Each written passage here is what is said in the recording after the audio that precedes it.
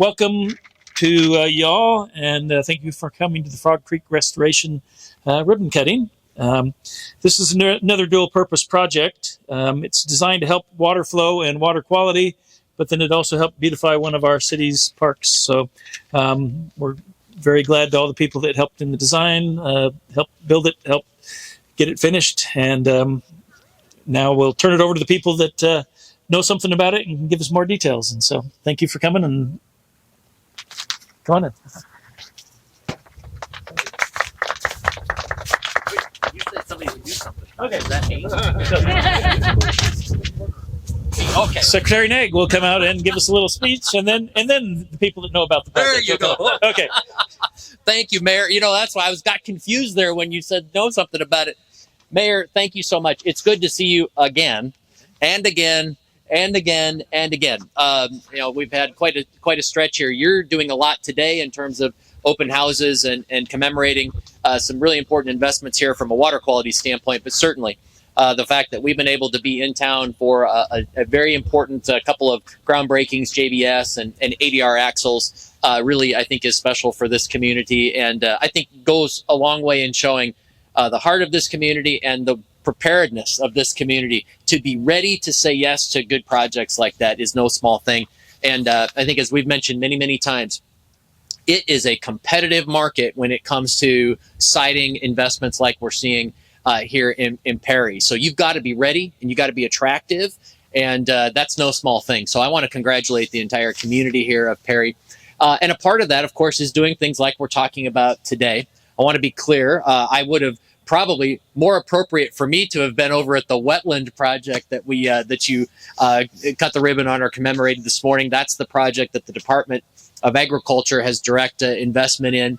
But it was I was actually at Iowa State University this morning, actually getting an update on the nitrogen initiative, which is a new tool that farmers and agronomists can use to optimize nitrogen usage in our crop production in the state. So critically important to getting those things right when it comes to ultimately water quality and being productive. And so it's a good day when we're advancing causes like this. So I do just want to thank everybody who's been involved. These projects don't happen overnight.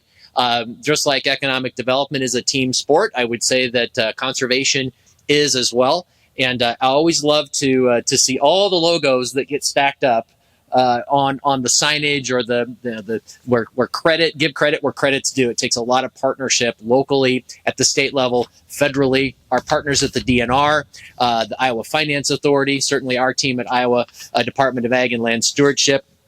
We're proud to be a part of this as well. And in that regard, I do want to thank Jennifer Welch, one of our urban conservationists. Thanks for your great work on projects here, but other places in the state as well. Susan Kozak is here. Susan's our division director for the soil and water division at the department. Does a great job leading our team of conservation professionals. So Susan, thanks for your great leadership. And I also want to mention State Senator Jesse Green is here. Jesse, thank you for all the support for projects and programs like this. We can't do what we do at the department, certainly without support in the legislature, and we certainly appreciate that.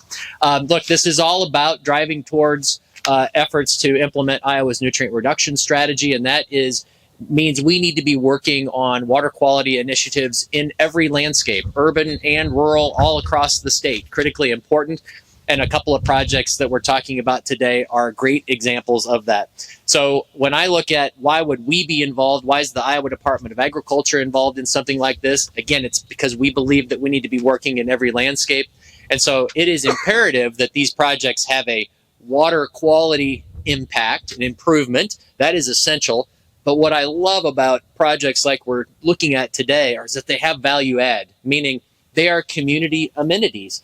They are recreation opportunities. I'm particularly just thrilled at the way the wetland looks with the path that zigzags and meanders through that. What a cool opportunity. What a nice feature for the community. And there's a lot of folks that'll be able to look at these practices and say, gosh, how can I do this in my own property that I'm responsible for? How can other communities come and see what's happening here and use it as a model?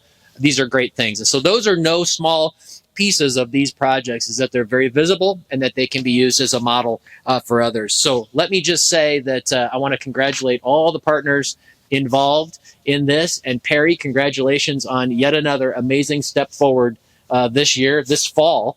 And I continue to be excited about what's happening here and the great things that are happening. So thank you all for being here to be a part of this today.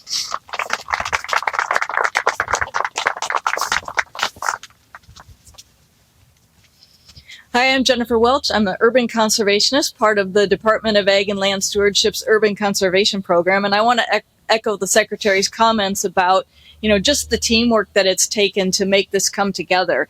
And I've been helping Perry as they looked at their sponsored project and looking at that water resources side of it and the wetland. And I knew that they had several other projects within that application that they were looking to fund. And so when I saw this particular funding stream come available, it's not something that's around all the time. I said, this would be a great way to connect Perry with some additional funds. And so, that is what happens with all this teamwork. And in fact, when I was just walking up here, Sven said, hey, I've got a project idea for you. So, that's how we make these things happen is, anytime we come up with these really great projects or project ideas, generally money doesn't end up being the limiting factor. It's really coming up and having that list and being visionary to come up with the great ideas on how can we protect the environment, but then also create these amenities that the public enjoys as well. So we're just so thrilled to be able to be in partnership and to make these things happen in our communities.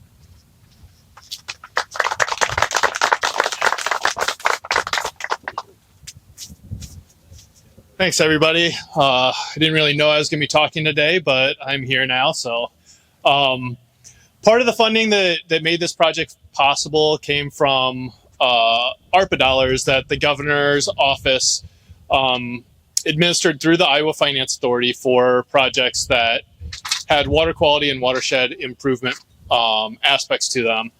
And as Jen said, Perry had been working on a number of different projects. And as a whole, those projects really had a watershed focus on improving water quality within their local watershed. And so that's what made the choice very easy for us to allocate funds from these ARPA dollars towards this project. So that's all I have.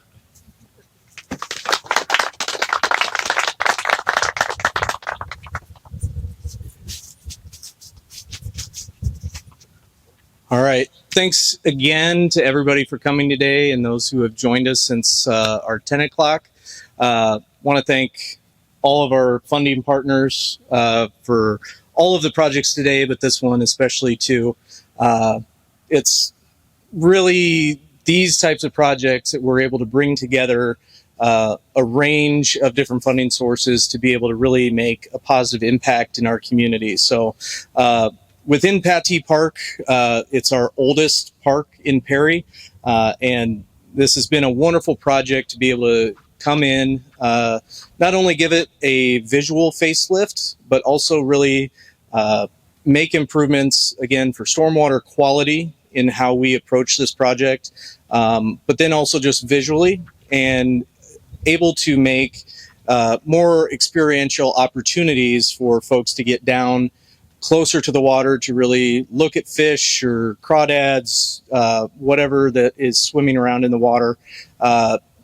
Mostly at the cross veins down here and north of the tennis courts, really has built that opportunity for our community to interact with the environment in this creek.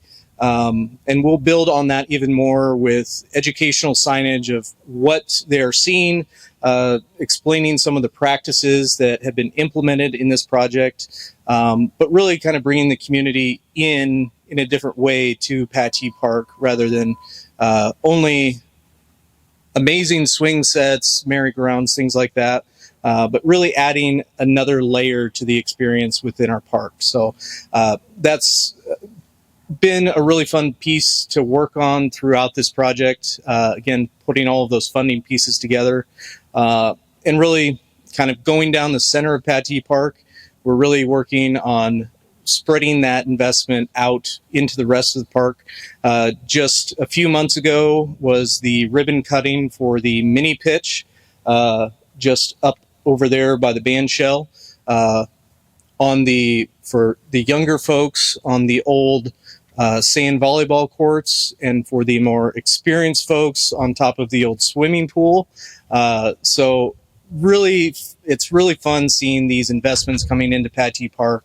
And we have a lot more work to do. We did just get a REAP grant from the Iowa DNR to replace both of these pedestrian bridges. Again, just overall trying to improve access for all ability levels to be able to participate in the park and learn more about the environment within the park, and also hopefully play. So altogether, a really fun project, and we're just really grateful for all the assistance from planning, funding, implementation, and here we are today celebrating such a wonderful project for our community. So thank you, everybody, and I think now it's time for the ribbon cutting. So everybody gets to come over here, and we'll get the ribbon out and get the big scissors. So thank you, everybody.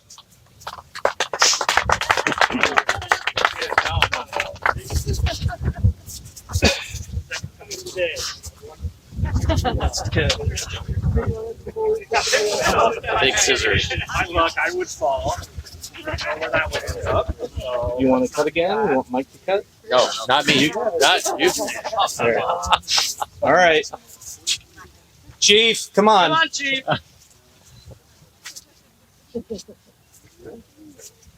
You need everyone to get way closer. Okay, come on, back here. On the other side.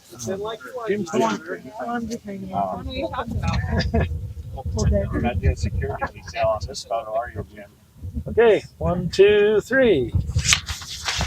Hey.